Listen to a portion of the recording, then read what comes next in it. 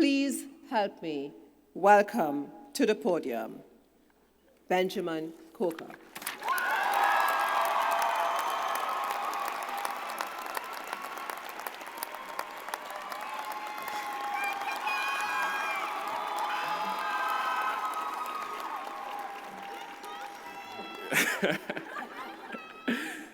Thank you, President Joseph, and welcome, distinguished guests, faculty and staff, friends and family, and of course, fall class of 2019. Yo. Before we continue, let's take a brief moment to be present in this moment and realize that you did it.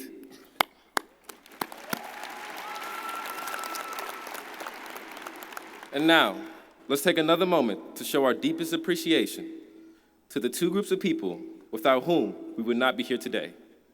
First, we must honor the incredible GGC faculty who have taught us, inspired us, encouraged us, and mentored us along our educational journey.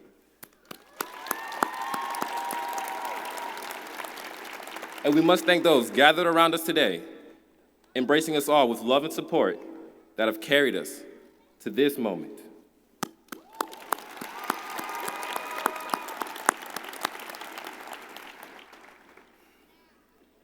I don't want to call this a commencement speech. After all, the word commencement means to begin. So in the spirit of beginning, I want my message to you today to be a call to action. We all have similar stories in our experience that led us right here. I didn't want to come here to talk about aspects of my experience that would bore you. I won't go on about my clubs because maybe you weren't into those clubs. I won't go on about nursing because most of you weren't into nursing. Instead, I want to focus on aspects of my experience that you need to hear about and to which you can relate. Like a lot of you, my original plan was not to stay at GGC. I wanted to get my 2 years in and transfer somewhere else. I wanted to be anywhere else, but I didn't know why. Then just before my sophomore year, my father was diagnosed with stomach cancer, and he passed just over a year later, early in my junior year. That year forever changed me. It added depth to an otherwise superficial mindset. My father's name was Samuel Benjamin Coker. He was a jack of all trades, dialysis technician, phlebotomist, chef, husband, brother, friend, father, and the occasional lecture machine when my brother and I were not on our best behavior. So this was a man who, in my eyes, could do anything. He was my rock, my safety net, my dad. I know that some of you have had to battle cancer either through watching friends, family, or even yourselves. So you know it's not an easy battle. I saw my 230-pound father drop to 110 pounds in less than a year. There was a moment closer to the end when I had to cradle him like a baby and take him to the bathroom. And bringing him back, I thought to myself, this was the first person to hold me coming into this world.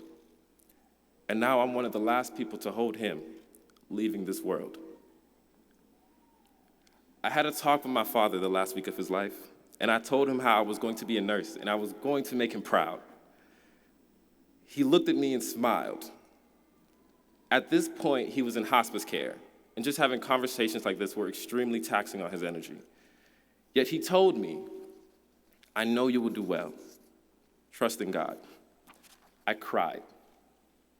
And I made him a promise to take care of my little brother and my mother and handle everything so he would never have to worry about a thing.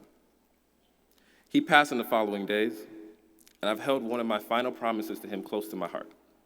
It helps fuel my passion, and it helps me understand my why. And that is what I'm here to talk about with you all. The difficult part about all of this, I'm asking you to look inside and understand your own why. Why did you wake up and go to class when you didn't want to? Why did you keep going when they counted you out? Why did you find a way to pay for college when it was literally easier to do anything else? Why did you stay up after the kids went to sleep? Call out of work when they called you in? Why did you open your books after coming home from those long days? Why did you keep going when it was easier to sit still? Why? Some of the people in this arena right now are your why. Your kids who are excited to see mommy or daddy walk across this stage. Spouses who are ready to kiss you and take pictures afterwards, knowing that you two can now build a better life together. Families who have sacrificed everything to give you a better life. Or your why may be the families you don't have yet, or a desire to start your own business, launch a great career, or to serve your community. No matter our different whys, we must all realize to have a degree like this not only means we are opening doors for yourselves and your loved ones, but for generations to come. And that weight is monumental on its own, right? You can finally help your little ones do those math problems you never had the confidence to do before you came to college. You can go ask the boss for a raise with the confidence to know that you deserve it.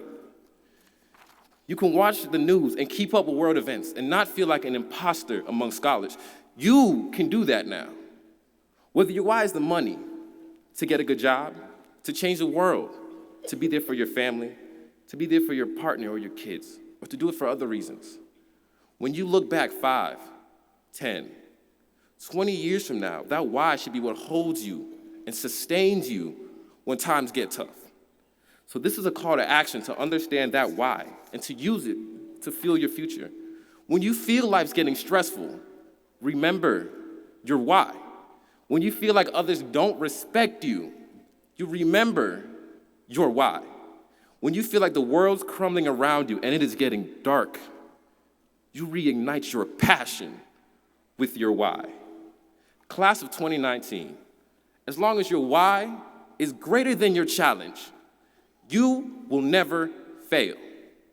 Never. We bend. We don't break. Ever. I would like to extend a special thank you to my mother and my brother George, now also a GGC student, and the rest of my family, who have been there to help me persevere throughout this whole process. Thank you, and I love you.